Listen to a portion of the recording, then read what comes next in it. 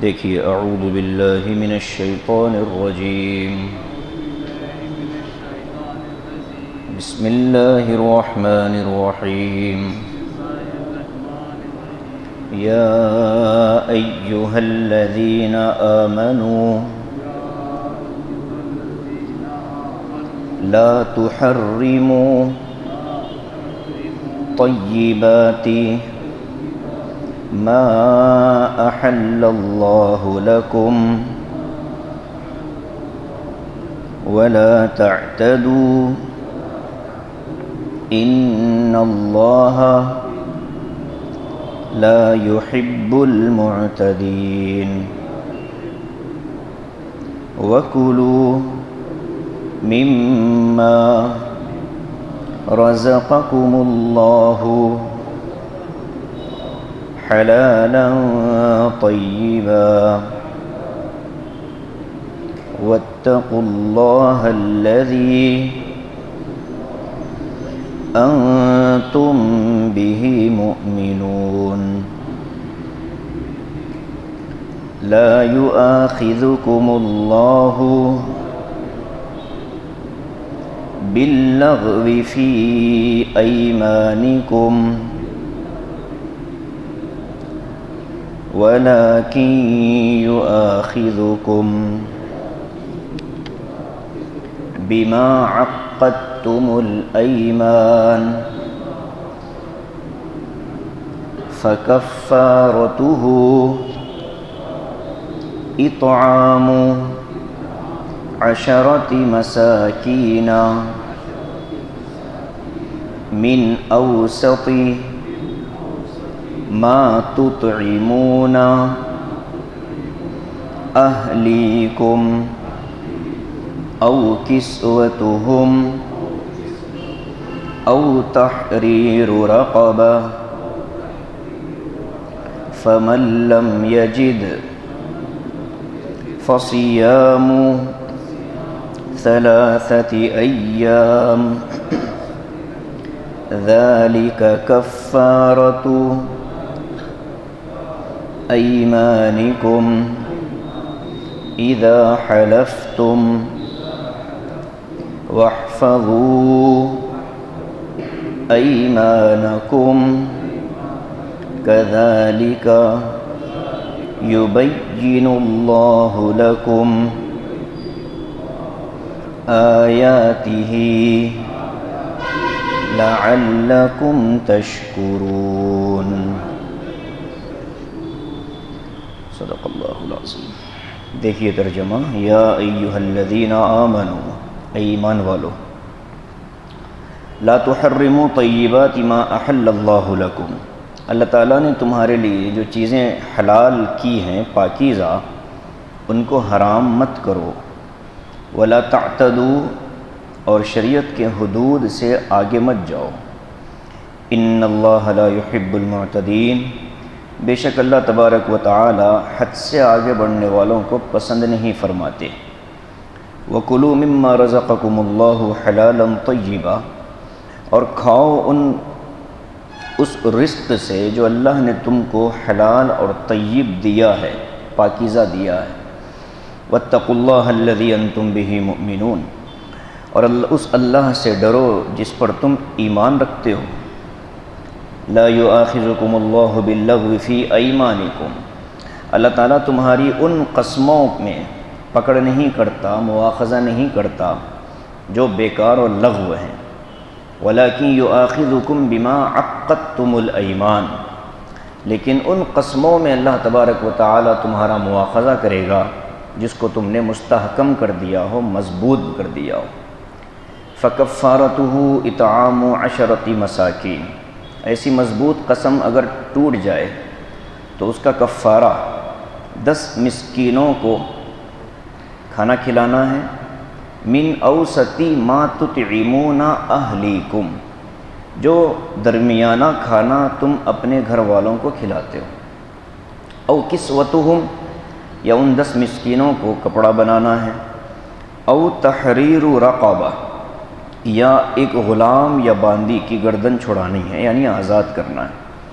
فمن لم یجد فصیام 3 ایام، تو جو آدمی ان تینوں چیزوں میں سے کسی پر قدرت نہیں رکھتا تو اس کو چاہیے کہ وہ 3 دن مسلسل روزے رکھے۔ ذالک کفارۃ ایمانکم اذا حلفتم، یہ تمہاری ان قسموں کا کفارہ ہے جب تم نے اس کو مضبوط کر لیا ہو پھر توڑ دیا ہو۔ واحفظوا ایمانکم، لہذا اپنی اپنی قسموں کی حفاظت کرو۔ کذالک یبین اللہ لکم آیاتہ لعلکم تشکرون، اسی طریقے سے اللہ تبارک و تعالی تمہارے لیے اپنی آیتیں کھول کھول کر بیان کرتا ہے تاکہ تم شکر گزار بن جاؤ۔ یہ آیتیں جو ہیں گزشتہ پارے کے اختتام پر، چھٹے پارے کے آخری میں ایک لفظ آیا تھا رہبان۔ رہبان کا ترجمہ ہم نے کیا تھا درویش، ایسے لوگ جو دنیا سے دور ہوں، جو دنیا سے بیزار ہوں اور دنیا کی محبت سے اپنے آپ کو الگ تھلگ رکھنے کے لیے دنیا سے کٹ کر پہاڑوں میں جنگلوں میں زندگی گزارتے ہیں، تو ان کو کہتے ہیں رہبان۔ تو ان کا تذکرہ جو آیا تھا رہبان کا، یہ تذکرہ مقام مدح یعنی تعریف کے پیرائے میں آیا تھا کہ اہل ایمان سے وہ نصارہ محبت رکھتے ہیں، دوستی رکھتے ہیں جو اہل علم ہوں اور درویش قسم کے ہوں۔ تو ممکن تھا کہ مسلمانوں کے اندر بھی یہ جذبہ پیدا ہو کہ ہم بھی دنیا کی محبت کو دل سے نکالنے کے لیے اپنے آپ کو دنیا سے الگ تھلگ کر لیں گے، رہبانیت کی زندگی جی لیں گے۔ حضور پاک صلی اللہ علیہ وسلم نے صحابہ کے سامنے آخرت کا ایک نقشہ کھینچا تھا، آخرت کا بیان فرمایا، اس میں آخرت کی ہولناکی، دنیا کی بے ثباتی، دنیا کی بے حیثیتی کو بیان فرمایا۔ جب صحابہ نے ان چیزوں کو سنا تو صحابہ کی ایک جماعت نے یہ قسم کھا لی تھی کہ ہم دن بھر روزہ رکھیں گے، رات بھر عبادت کریں گے، گوشت اور چربی سے اپنے آپ کو دور کر لیں گے اور اپنی ازواج کے پاس نہیں جائیں گے، یعنی بیویوں کے پاس جو کہ حلال تھی نکاح کے بعد کی جو چیزیں۔ تو یہ چیزیں صحابہ میں سے ایک جماعت نے اس کی قسم کھا لی۔ اللہ کے نبی صلی اللہ علیہ وسلم کو اطلاع ملی، حضور نے ان سب کو بلوایا۔ یہ جو قسم کھائی تھی صحابہ نے کی جماعت نے، یہ ایک ساتھ سب نے مل کر کھائی تھی، ایک ہی جگہ بیٹھ کر ڈسکس ہوا کہ حضور نے اس طرح کی بات کہی، لہٰذا ہم کو تو دنیا سے کٹنا چاہیے۔ تو اللہ کے نبی علیہ السلام نے صحابہ کو بلایا اور بلا کر فرمایا کہ تمہارے بارے میں قرآن کی ایک آیت آئی ہے۔ وہ کیا ہے؟ کہتے ہیں کہ اے ایمان والو لا تحرموا طیبات ما احل اللہ لکم ولا تعتدوا۔ یہ جو میں نے شان نزول بیان کیا ہے یہ تفسیر قرطبی کے اندر اور علامہ ابن کثیر رحمۃ اللہ علیہ نے بیان کیا ہے۔ ان دونوں مفسرین نے اس واقعے کو، اس آیت کا شان نزول بتلایا۔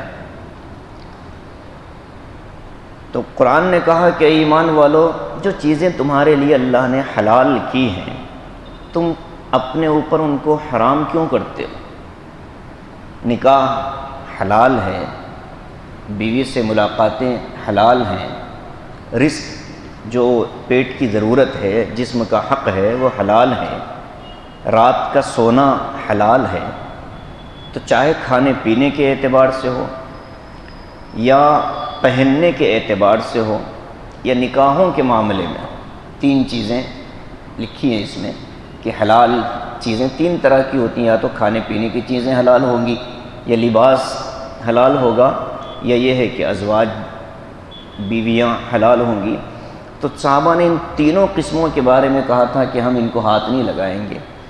تو قرآن نے آ کر کے اس آیت نے ان کو سمجھایا، بتایا کہ جو چیزیں اللہ نے تمہارے لیے حلال کی ہیں تم ان کو حرام مت کرو۔ اب اس کو حرام کرنے کی شکلیں کیا ہیں؟ مفسرین کہتے ہیں کہ 3 طرح سے کسی بھی حلال چیز کو لوگ حرام کر لیتے ہیں۔ پہلی قسم اس کی ہے اعتقاداً۔ اعتقاد کا مطلب ہے کہ یقین آدمی ایمان اپنا اس طرح بٹھا لے کہ یہ چیز حرام ہے۔ اب اس کا حکم یہ ہے کہ اگر وہ چیز حلال ہے اور حلال قطعی ہے، یعنی جس کا حلال ہونا قرآن و سنت سے ثابت ہے، ایسی کوئی چیز اگر کسی نے حرام جان لی، اس کو وہ ماننے کو تیار نہیں کہ نہیں میں اس کو حلال نہیں سمجھتا، یہ حرام ہے، تو ظاہر ہے کہ قرآن کے حلال کیے ہوئے کو حرام سمجھنے والا ایمان پر باقی نہیں رہتا، پہلی چیز۔ دوسری چیز، آدمی عملی طور پر، آدمی اعتقادی طور پر تو حرام نہیں سمجھتا، لیکن زبان سے یہ کہہ دیتا ہے کہ میں نے اس چیز کو اپنے اوپر حرام کر لیا ہے، کہ میں اب یہ چیز استعمال نہیں کروں گا، میرے لیے یہ حرام ہے، میرے لیے تم سے بات کرنا حرام ہے، میرے لیے تم سے ملاقاتیں حرام ہیں۔ تو آدمی زبان سے کسی چیز کو اپنے اوپر حرام کر رہا ہے، تو شریعت یہ دیکھتی ہے کہ وہ چیز اس کے لیے حلال تھی یا حرام تھی۔ اگر وہ حلال تھی اور قولی طور پر، زبانی طور پر یہ شخص اس کو حرام کر رہا ہے، تو ظاہر ہے کہ یہ رہبانیت ہے اور یہ گناہ ہے، شریعت نے اس سے منع کیا ہے۔ تیسری چیز یہ ہوتی ہے کہ آدمی اس کو حرام نہیں سمجھتا، زبان سے اس کو حرام نہیں کہتا، لیکن اپنے آپ کو عملی طور پر اس سے بچاتا رہتا ہے، زندگی بھر اس کا استعمال نہیں کرتا۔ کچھ لوگ ہوتے ہیں جن کو دماغ میں بیٹھ جاتا ہے کہ یہ چیز نہیں استعمال کرنی، تو اب یہاں شریعت یہ دیکھتی ہے کہ اس کے حرام کردہ چیز کو، یعنی جو عملی طور پر وہ اس چیز سے جب بچ رہا ہے تو صرف اپنی طبیعت کی وجہ سے بچ رہا ہے یا اس کا کوئی عذر ہے۔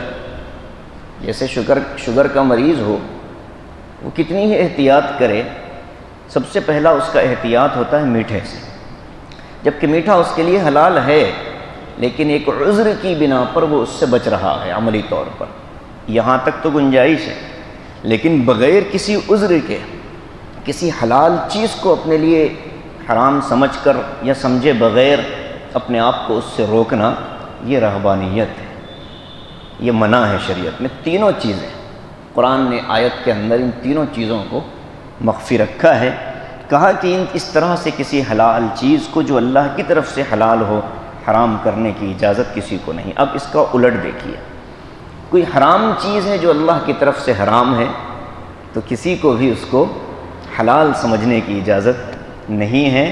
تینوں قسمیں ذہن میں رکھ لیں کہ ایک آدمی قطعی حرام چیز کو حلال سمجھے، رشوت حرام ہے، سود حرام ہے، دھوکہ دے کر کسی کی رقم کا اینٹھ لینا حرام ہے، جھوٹ بول کر پیسہ کمانا حرام ہے۔ اب اگر کوئی یہ سمجھے کہ ساری دنیا کر رہی ہے تو میں اس سے کیوں بچوں، لہٰذا یہ بھی میں اس کو جائز سمجھتا ہوں، تو اگر کسی ناجائز چیز کو جائز سمجھتے ہوئے آدمی کرے تو ایمان کا خطرہ ہے۔ ناجائز چیز کو ناجائز سمجھ کر رہا ہے تو بددین ہے، گناہ گار ہے، لیکن ناجائز چیز کو جائز اگر سمجھ رہا ہے تو ایمان داؤ پر لگ چکا ہے۔ تو یہ تینوں شکلیں ذہن میں آدمی رکھ لے۔ ہمارے اندر چونکہ یہ بیماری پھیل رہی ہے کہ بھئی ساری دنیا کر رہی ہے، لہذا ہم بھی کرتے ہیں، کریں گے، تو خاص طور سے یہ لین دین کے جو معاملات ہوتے ہیں اس میں یہ چیز بہت زیادہ حلال اور حرام کا لحاظ رکھنا ضروری ہوتا ہے، ورنہ معاملات کا دین بڑا نازک ہے۔ کل مغرب بعد ایک صاحب نے اپنے معاملے میں وہ پوچھا تھا، مسئلہ پوچھا تھا، اسی سے متعلق تھا۔ انہوں نے پوچھا کہ ایک غیر مسلم بھائی سے زمین کے معاملے میں 200 گز کا کوئی پلاٹ تھا، اس کے معاملے میں ہم نے بات چیت کی اور انہوں نے بطور بیعانہ مجھے کچھ رقم دی۔ اب میں اس کو زیادہ قیمت میں بیچنا چاہتا ہوں، تو کیا میں اس معاہدے کو ختم کر سکتا ہوں؟ تحریر یہ لکھی ہوئی ہے کہ اگر معاہدہ ختم ہوگا تو مجھے دگنی قیمت دینی چاہیے، جو معاہدہ جو بیعانہ میں نے لیا تھا۔ تو میں نے کہا کہ یہ جو آپ نے معاہدہ کر لیا تھا، آپ کو اس معاہدے پر قائم رہنا چاہیے۔ دوسری بات یہ ہے کہ کسی وجہ سے اگر یہ معاہدہ ختم ہو رہا ہو تو آپ اضافی رقم دینا آپ کے لیے جائز نہیں ہے۔ اس وقت دنیا اسی پر چل رہی ہے کہ دیتے جتنے ہیں، جب معاہدے کو ختم کیا جاتا ہے تو اس سے دگنا ایڈوانس واپس لیا جاتا ہے، جو کہ صراحتاً سود ہے، ناجائز ہے۔ ہمارے اپنے معاشرے میں یہ چیز بہت عام ہو رہی ہے، مسلم معاشرے میں، خاص طور سے وہ حضرات جو زمینوں کے لین دین کے معاملات میں کسی بھی طرح سے شامل ہوتے ہیں، تو یہ قطعاً جائز نہیں ہے۔ اسی طرح وراثت کا معاملہ ہے، بہنوں کو، بھائیوں کو ماں باپ کی وراثت دینے میں اولاً تو زندگی میں وراثت کا مطالبہ نہیں کرنا چاہیے، جب وفات پا جاتے ہیں تو پھر اس کے بعد ان کی وراثت شریعت کے مطابق طے ہونی چاہیے۔ ایک مسئلہ اور اس وقت سماج کے اندر بڑی تیزی سے آ رہا ہے، اکثر اس طرح کا سوال آتا ہے، وہ یہ ہے کہ زندگی میں ماں نے یا والد نے کسی اولاد کے بارے میں یوں کہا کہ میرے مرنے کے بعد یہ چیز میں نے تجھے دے دی۔ اب انتقال کے بعد اس بیٹے کا یہ مطالبہ ہوتا ہے یا اس بیٹی کا یہ مطالبہ ہوتا ہے کہ یہ امی ابو نے مجھے لے لینے کو کہا ہے، لہٰذا یہ میں لے لینا چاہتی ہوں۔ شریعت یہ پوچھتی ہے کہ آپ نے اگر لینے کا کہا ہے تو کیا قبضہ دیا تھا یا قبضہ نہیں دیا تھا؟ زندگی میں قبضہ دیا تھا یا نہیں دیا تھا؟ اگر زندگی میں قبضہ دے دیا تھا تو اب وہ چیز وراثت میں شامل نہیں ہوگی، بلکہ وہ اس کو دے دیا جائے گا۔ اس کے بعد جو وراثت کا مال بچے گا اس میں پھر اس بھائی یا بہن کا بھی حصہ نکالنا پڑے گا۔ یہاں بھی آ کر کے امت بہت زیادہ غلط فیصلوں پر جا رہی ہے۔ تو بہت سی چیزیں ہیں جو حرام ہیں، شریعت ان کو جائز لوگ ان کو جائز سمجھتے ہیں، تو آدمی کو اس سے احتیاط کرنی چاہیے۔ اللہ کہتے ہیں وَلَا تَعْتَدُوا، حد سے آگے مت بڑھو، جو لمیٹیشن ہے اس کے اندر رہو، شریعت کے جو دائرے ہیں اس کے اندر رہو، آگے نہ بڑھو، اس لیے کہ شریعت کے دائروں سے آگے بڑھنے والوں کو اللہ پسند نہیں فرماتے۔ آگے فرماتے ہیں وَكُلُوا مِمَّا رَزَقَكُمُ اللَّهُ حَلَالًا طَيِّبًا، اللہ تبارک و تعالی نے جو تم کو حلال اور طیب اور پاکیزہ روزی دی ہے اس میں سے کھاؤ، بلا وجہ ان کو اپنے اوپر حرام نہ کرو۔ اللہ نے کھانے کے لیے دی، استعمال کے لیے دی ہیں، بشرطے کہ وہ حلال ہیں، طیب ہیں، پاکیزہ ہیں، تو ان کو آپ استعمال کرو، ان سے بلا وجہ اپنے آپ کو روکنا مناسب نہیں ہے۔ وَاتَّقُوا اللَّهَ الَّذِي أَنْتُمْ بِهِ مُؤْمِنُونَ، اس اللہ سے ڈرو کہ جس پر تم ایمان رکھتے ہو۔ کھانے پینے کے معاملے میں بھی الفاظ ہیں قرآن کے وَاتَّقُوا اللَّهَ، اللہ سے ڈرو کہ جس پر تمہارا ایمان ہے۔ تو ایمان والوں کے لفظ سے آیت کو شروع کیا، یا ایھا الذین آمنوا سے آیت کو شروع کیا، انتم بہ مؤمنون پر آیت کو ختم کیا۔ گویا کہ حلال اور حرام کی تمیز ایمان والے کا امتیاز ہے، ایمان والے کی پہچان ہے۔ اگر کوئی ایمان والا کھانے پینے کے معاملے میں حلال اور حرام کی تمیز نہیں کرتا تو وہ ایمان والا قانونی طور پر وہ ایمان والا شمار نہیں کیا جا سکتا شریعت کے قانون کے حساب سے۔ اب انسان کسی چیز کو حرام کرتا ہے تو اس کی ایک شکل یہ ہوتی ہے کہ وہ قسم کھا کر کے اپنے اوپر کسی چیز کو حرام کرتا ہے۔ آگے اللہ تبارک و تعالی قسم کے احکام بیان کر رہے۔ انسان کی زندگی میں جب کوئی بات وزن کے ساتھ پیش کرنا چاہتا ہے اپنی زندگی میں، یا بات میں وزن پیدا کرنا چاہتا ہے، تو اکثر و بیشتر ایسے الفاظ استعمال ہوتے ہیں کہ جو قسم سے تعلق رکھتے ہیں۔ بخاری شریف کی حدیث ہے، حضور نے فرمایا کہ اے لوگو من کان حالفا باللہ، کہ جو آدمی قسم کھانا چاہے اسے چاہیے کہ وہ اللہ کے نام کی قسم کھائے، او لیصمت، یا یہ کہ وہ خاموش ہو جائے۔ تو ہر چیز کی قسم شریعت میں منع ہے۔ اگر کسی وجہ سے قسم کھانا بھی ہو جائز ہے تو صرف اللہ کے نام کی قسم کھائی جا سکتی ہے، اللہ کے علاوہ کسی اور کی، اولاد کی، ماں باپ کی یا کسی اور چیز کی قسمیں شریعت میں ان قسموں کو نہیں مانا گیا۔ امام شافعی رحمۃ اللہ علیہ کہتے ہیں کہ ایسی قسموں کا کوئی اعتبار نہیں، ایسی قسموں کا کوئی اعتبار نہیں ہے، لہذا بیکار اور لغو قسم کی قسمیں شریعت میں منع ہیں۔ آگے فرماتے ہیں لا یؤاخذکم اللہ باللغو فی ایمانکم، اللہ تبارک و تعالی تمہاری پکڑ نہیں فرماتے بیکار اور لغو قسم کی قسم کے اندر۔ لغو قسم، کوئی آدمی قسم کھائے میں میری ماں کی قسم کھاتا ہوں کہ یہ کام نہ کروں گا، یہ قسم نہیں مانی جائے گی۔ اس طرح غلط قسم کھانے کا اس کو گناہ ہوگا کہ تو نے شریعت کے خلاف قسم کھائی ہے، لیکن ایسی قسم کا پورا کرنا ضروری نہیں ہوگا۔ اس کو کہتے ہیں لغو اور بیکار کی قسم۔ الفاظ بیکار کے زبان سے نکل گئے، بھائی میں میرے کاروبار کی قسم کھا رہا ہوں، نہیں مانی جائے گی، گناہگار ہوں گے، اس لیے کہ اللہ نے جس چیز کی قسم کی اجازت دی ہے وہ کاروبار نہیں ہے۔ اب قرآن مقدس میں اللہ تبارک و تعالی نے کچھ چیزوں کی قسمیں کھائی، والفجر والشمس واللیل والضحیٰ والعصر والقمر، تو یہ جو قسمیں اللہ نے کھائی ہیں تو یہ قسمیں اللہ تبارک و تعالی نے کھائی ہیں۔ اللہ تبارک و تعالی خالق ہیں، وہ کسی قانون کا پابند نہیں ہیں، ہم مخلوق ہیں، ہمیں منع ہے کہ ہم یہ ساری چیزوں کی قسمیں نہ کھائیں۔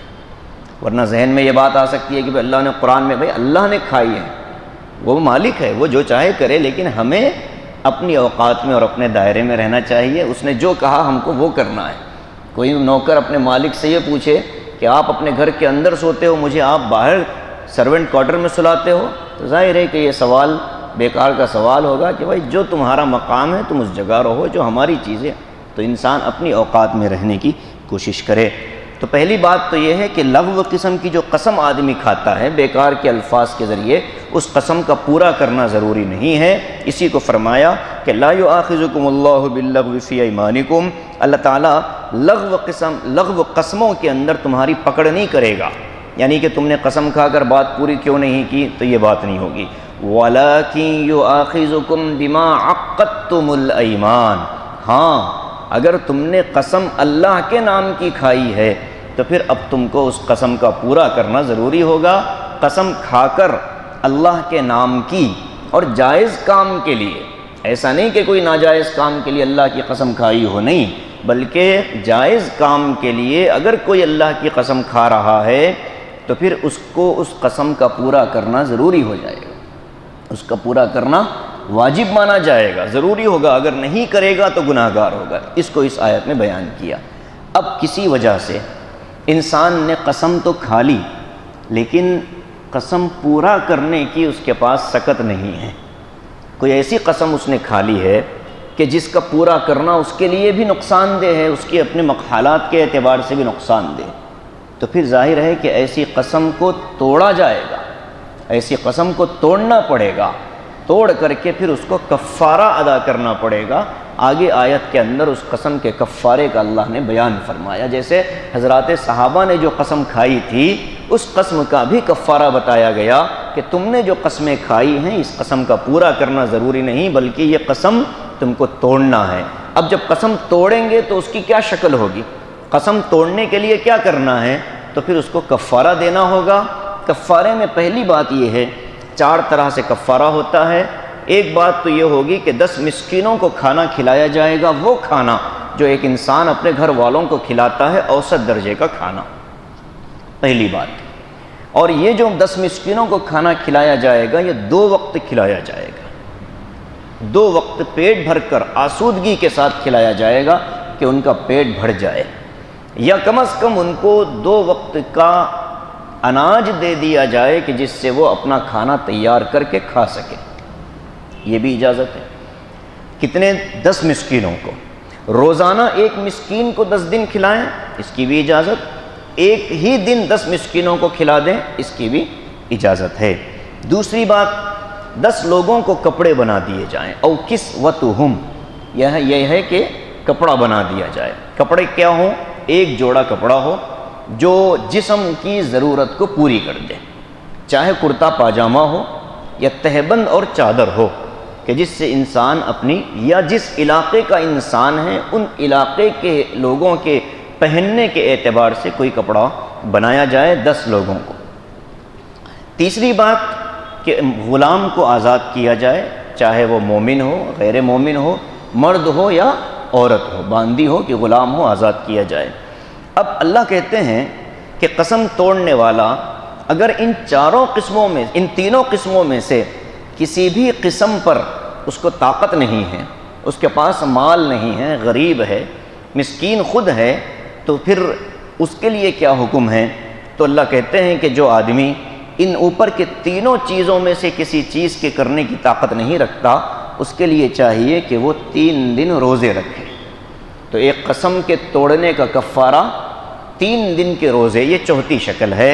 اللہ کہتے ہیں ذالک کفارۃ ایمانکم اذا حلفتم، یہ وہ کفارہ ہے جب کہ تم قسم کو مضبوط کر دو، یعنی اللہ کے نام سے تم نے قسم کھائی ہو۔ اکثر و بیشتر ہوتا تھا کہ لوگ اپنی محبت میں قسمیں کھا لیا کرتے تھے، محبت میں الٹی سیدھی باتیں ہو جایا کرتی تھیں کہ بھائی بیوی سے کہہ دیا کہ اگر تم چاند سے زیادہ خوبصورت نہ ہو تو تمہیں طلاق، میں قسم کھاتا ہوں۔ اب بیوی پریشان، شوہر پریشان کہ جذبے میں کہہ تو دیا، اب چاند سے زیادہ خوبصورت لائے گا کہاں سے، اب جو ہے اس کو بنائے گا کیسے؟ تو پھر اس کی ترتیب نکالی گئی، علماء نے کہا کہ بھئی کوئی حرج کی بات نہیں ہے، ہر انسان چاند سے زیادہ خوبصورت ہے، اس لیے کہ اللہ نے چاند کے پیدا کرنے کے بارے میں نہیں کہا، انسان کی پیدائش کے بارے میں کہا کہ لقد خلقنا الانسان فی احسن تقویم، ہم نے انسان کو بہترین سانچے اور بہترین ڈھانچے میں پیدا کیا۔ چاند کے بارے میں اللہ نے یہ نہیں کہا تو انسان کا سانچہ چاند سے زیادہ خوبصورت ہے، تمہاری طلاق نہیں ہوئی، تمہاری قسم پوری ہو گئی۔ تو اس طرح کی چیزیں پیش آتی ہیں زندگی میں، تو قسم کے پورا کرنے کے لیے کیا کیا جائے؟ اگر کسی وجہ سے قسم توڑنا پڑے، اگر کوئی شوہر بیوی سے یوں کہہ دے کہ قسم کھا لو کہ تم اپنے گھر نہیں جاؤ گی، ایسی قسمیں بہت کھاتے ہیں لوگ، نوجوان شادی شدہ نئے جوڑے کہ جو لڑائی جھگڑے میں ناتجربے کاری کی بنا پر الٹی سیدھی باتیں کہہ دیتے ہیں، اس کے بعد پھر پریشانی علماء کے سر آتی ہے کہ اس کو بچائیں گے کیسے؟ اگر اس کو بچائیں گے تو خاندان سے اس کو ملائیں گے کیسے؟ تو کئی مسائل پیدا ہوتے ہیں، اس لیے قضاءت کا ایک مستقل شعبہ ہے کہ جس میں اس طرح کی چیزوں کی تربیت کی جاتی ہے ایک مفتی کی، کہ وہ کیسے ان مقدمات کو سنے سمجھے، پھر ان مقدمات کا فیصلہ وہ کیسے سنائے۔ تو قسمیں جو آدمی کھاتا ہے ان قسموں پر آدمی کو جمنا چاہیے۔ اولاً تو غیر ضروری قسمیں نہ کھائے، بہت زیادہ قسمیں کھانے والے کو حدیث کے اندر جھوٹا سمجھا گیا ہے کہ ایک آدمی کے جھوٹے ہونے کے لیے یہ بھی کافی ہے کہ بات بات پر قسم کھاتا ہے، میں قسم کھا کر بھائی کیا ضرورت ہے قسم کھانے کی؟ آپ کے اندر خود اتنی صلاحیت ہو کہ آپ کی زبان پر لوگوں کو اعتماد ہو تو قسم کھانے کی کوئی ضرورت پیش نہیں آتی۔ وہ چھوٹے بچے اسکول میں کھیلتے ہیں کہ وعدہ کرو وعدہ کرو وعدہ کرو، تو یہ جو بچے مضبوطی کے لیے ایک دوسرے سے معاہدے کرتے ہیں، یہ ٹھیک ہے، بچے ہیں، غیر مکلف ہیں، ان کا تو چلے گا، لیکن بڑے افراد تو اپنے اندر اپنے کردار میں اتنی پختگی پیدا کریں کہ ہماری زبان سے اگر کوئی بات نکلے تو لوگ اس پر اعتماد کر لیں۔ اب اس کے باوجود بھی اگر اس کو قسم کھا کر مزید مؤکد بنانا چاہتا ہے تو شریعت کہتی ہے اللہ کے نام کی کھاؤ اور اس پر مضبوطی سے قائم رہو۔ اگر کسی وجہ سے قسم توڑنا پڑے تو پھر ان چاروں چیزوں میں سے پہلی 3 چیزیں جو اگر اختیار میں نہ ہو تو پھر آخری شکل یہ ہے کہ 3 روزے مسلسل رکھنے چاہیے۔ وَاحْفَظُوا أَيْمَانَكُمْ، اللہ کہتے ہیں اپنی قسموں کی حفاظت کرو، بلا ضرورت نہ کھاؤ، کسی ضرورت کی وجہ سے کھا رہے ہو تو اس کو بچاؤ، ضائع نہ ہونے دو۔ كَذَلِكَ يُبَيِّنُ اللَّهُ لَكُمْ آيَاتِهِ، اسی طریقے سے اللہ تبارک و تعالی تمہارے لیے اپنی آیتیں کھول کھول کر بیان کر رہا ہے، لعلکم تشکرون، تاکہ تم اس کے شکر گزار بن جاؤ۔ ظاہر ہے کہ اگر انسان قسم کھا لے اور قسم کے توڑنے کا کفارہ معلوم نہ ہو تو کہاں سر مارتا پھرے گا، اس لیے انسان کو قسم کھانے کے بعد بھی اللہ تبارک و تعالی نے، چونکہ قسم انسانی فطرت میں داخل ہے تو پھر اللہ نے فطرت کا لحاظ رکھا، کہا کہ کسی وجہ سے نہیں پوری کر سکتے تو 3 روزے رکھ لو، 10 مسکینوں کو کھانا کھلا دو۔